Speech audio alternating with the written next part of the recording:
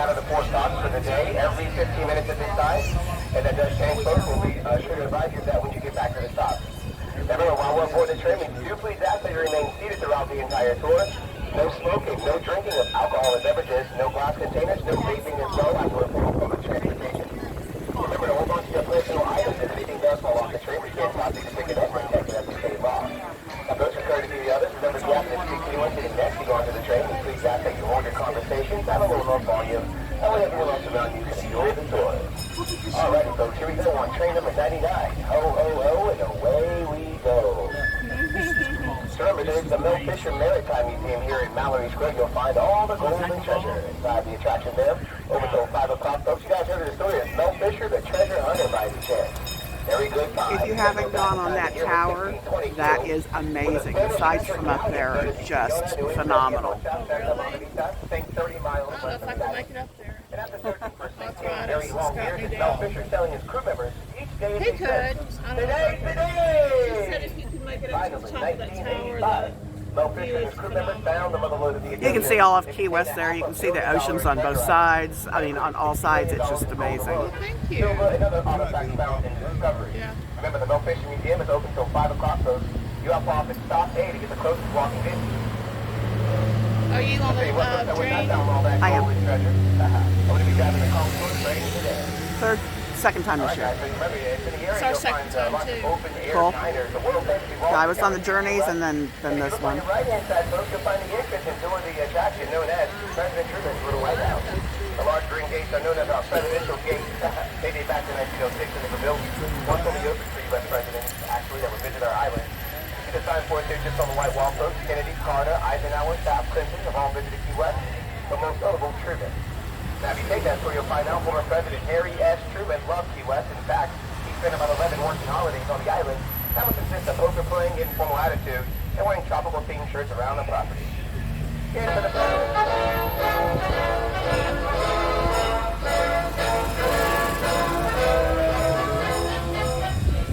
All right, folks. Now, one of the things I like to point out on the tour, the island's tropical foliage. Here to your left, you'll find what is called a grand member of the ficus family, a unique banyan tree.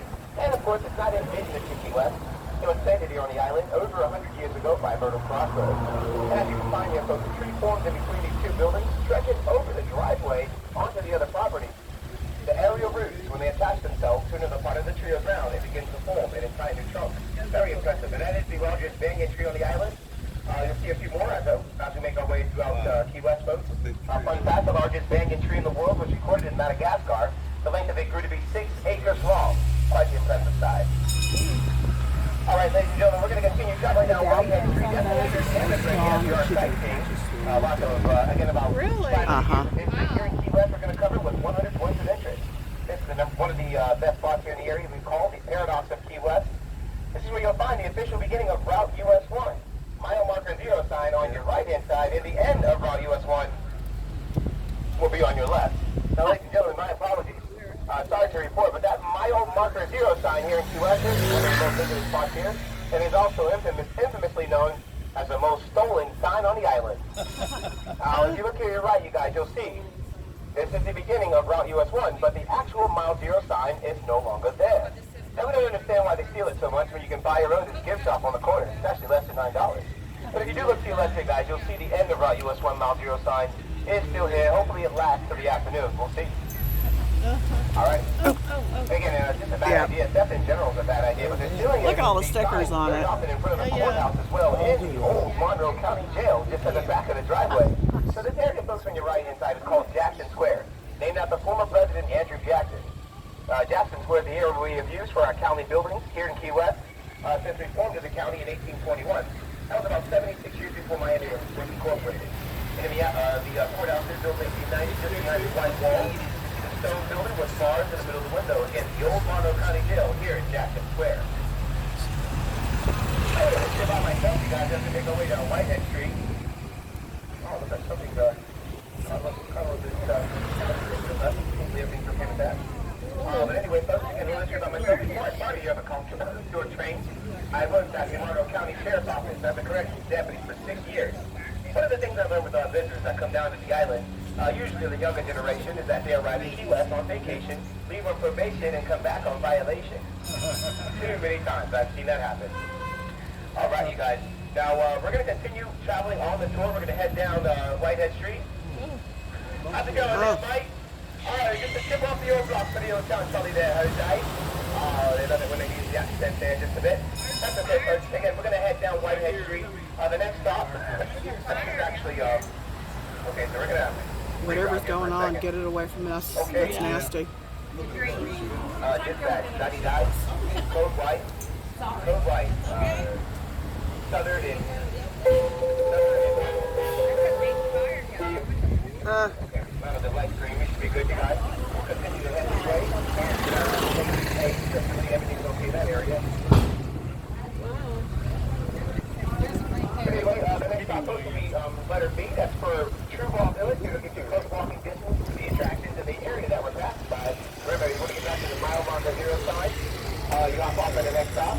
The Southernmost point buoy that marks 90 miles from here to Cuba. The Ernest Hemingway home, you're going to find it, folks, just over at our next stop. Yeah. Okay.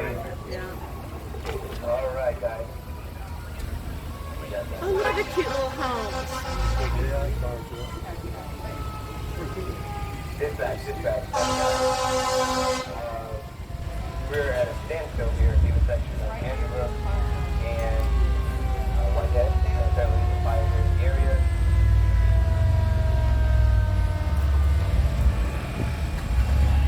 Yeah, the key was, you might want to Charlie dispatch will stop it. Fire truck and your area.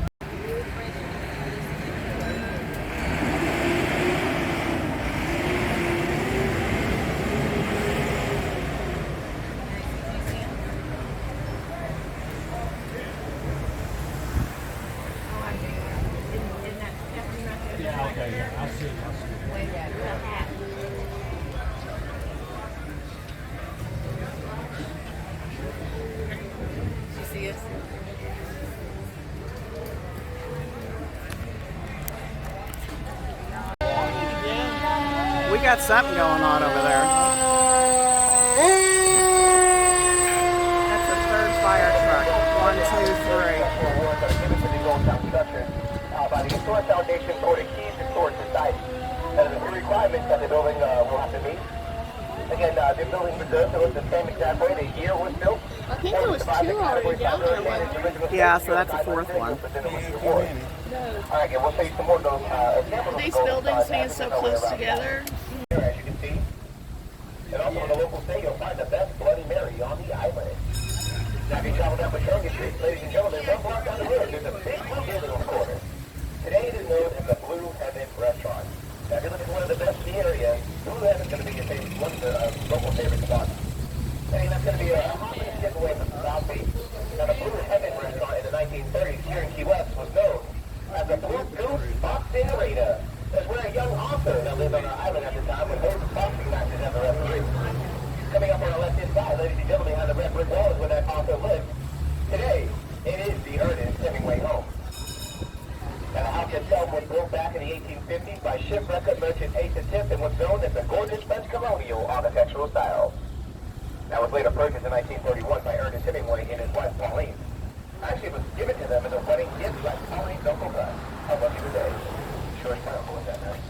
Now, folks, in that property, you'll find expansive, beautiful gardens, the first swimming pool built on the island, and also some descendants of Hemingway's cute little six-toed cat that runs the property.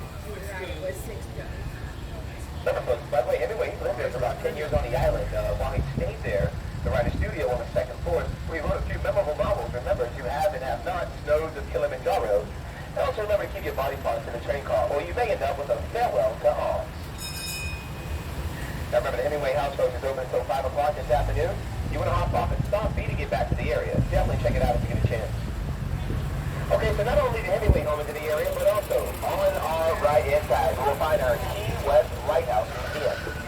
Now, folks, as we get closer to the actual lighthouse itself, you'll start to notice a little thing, two things different about it. Well, first off, there's a tree in front of our lighthouse side. And also, it's nowhere near the water. Many of our visitors love to point that out. We know that. Now, the original lighthouse made a little more sense. It was up the street where we're headed. To the buoy, you'll find the market today, south in Cuba.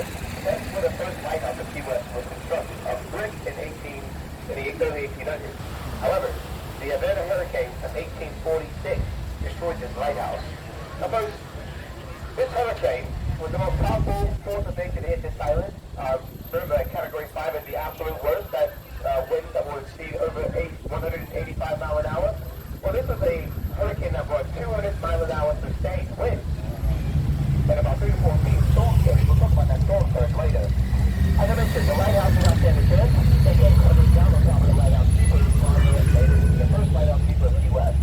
Now, unfortunately, she survived that event, but we knew we needed another lighthouse, as this was the only way the large vessels and ships were guided back to the port. So there was a rebuild of concrete, placed closer inland and higher ground to shelter from the storm. And as you can see, it's about an 88 spiral step to the top of our lighthouse, you guys. Once you make it up there, fantastic view of this old town area, today known as Bahama Village. Now, in the early 1800s, this area, my apologies, in the late 1800s, during the tobacco industry, the area was known as Gato Village. It was named after Eduardo Gato, a prominent Cuban tobacco factory owner on the island. Mr. Gato was known to build the first libraries, grocery stores, banks, and schools in the area that we traveled to, and also the first working trolley system of Key West. Now, in the 1800s, these trolleys were mule-powered, not designed as public transportation, but rather transport for the tobacco rollers. Take them across down to the factory, they roll the cigars, and then bring them back home after a hard day. Then the guy there, Mr. Gato, we'll mention him a little bit more as we make our way around the southernmost point. This house is still here in Key West, folks, the home of Eduardo Gato. It's now known as the Southernmost Point Guest House by the beach. Again, we should repurpose or relocate these old town structures in order to preserve our island's historic value.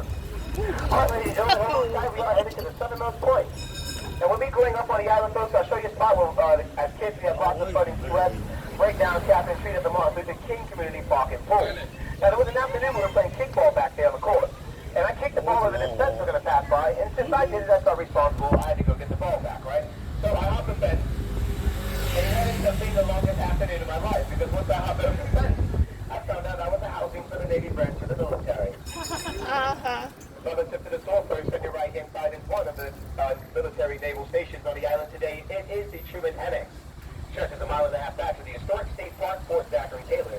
The air base is located 7 miles north of the island in Bogue TPT. Another substation is in 6B, Newtown part of our island, and just off the historic seaport, Trumbo Point. Again, another naval station here in Key West.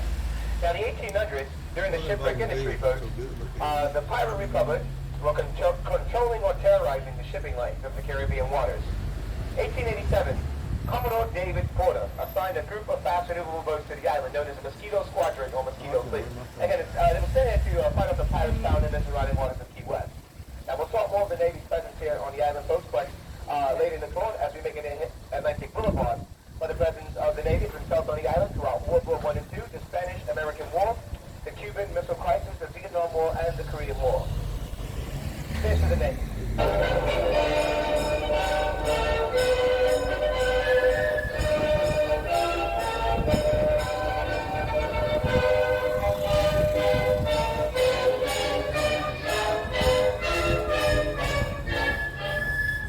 Alrighty, you guys. Here we go. We have arrived here. Congratulations to the southernmost point in the continental United States, or at least the buoy that marks 90 miles from here to Cuba. I'll tell you about that in just a second. Ladies and gentlemen, everything in this area here is considered to be southernmost. We're going to pass by the southernmost house, the southernmost house, the southernmost point guest house by the beach in the southernmost beach resort. Congratulations again. That now makes you all the Southernmost Conch Train riders. Woohoo! Hey folks, to keep the theme rolling, do you see them there on your right-hand side, just on the sidewalk? Yes, the black, blue, and green. Southernmost trash cans on your right-hand side. Right now, they like to say we are 85 miles further south of Brownsville, Texas, 385 miles further south of Colorado. They also tell you you'll make it to Cuba before you made it to the nearest Walmart, leaving Key West. As there's no Walmart on the island, the nearest one's 137 miles away, 90 miles from here to Cuba. Ladies and gentlemen, remember, if you want to take your picture standing in front of the buoy that marks 90 miles from here to Cuba, you hop off at the next stop, please walk back the way to what is known as the Southernmost line on your right-hand side. Remember that, right? All right, folks, as I mentioned, I wasn't kidding about it. Just here on the right-hand side, you'll find the southernmost house. Beautiful home. It was built by an architect named Selma Springwell, right up in the Saturday Evening Post. I'll tell you why she called it that in a minute. Now, you also find this gorgeous guest house here, folks. That is the home of Vining Harrison's Florida Curry, the daughter of Forrest Now, their mansion is on your right-hand side, built in 1896, known as the Southernmost house in the continental United States. That was built again in 1896 with a Queen Anne architectural style by Vining Harrison Florida Curry. Originally, they said it was only one bedroom, and the other second level of the building was used as an extravagant ballroom. Social gatherings, little parties. I guess they loved to entertain guests, but didn't like to have them stay. And that's why they put their guest house there. Just back to the left, in-laws, resort relatives, I get it. Now, for Selma Stable, she made an offer to purchase this home. But that offer was declined. But the idea of her being declined of her Southernmost house was not going to be accepted. Again, she was declined, but she would not be denied. She built her own home a few feet away from the original Southernmost house and called it the Southernmost house. That's how you get it done, you guys. So remember, you got the Southernmost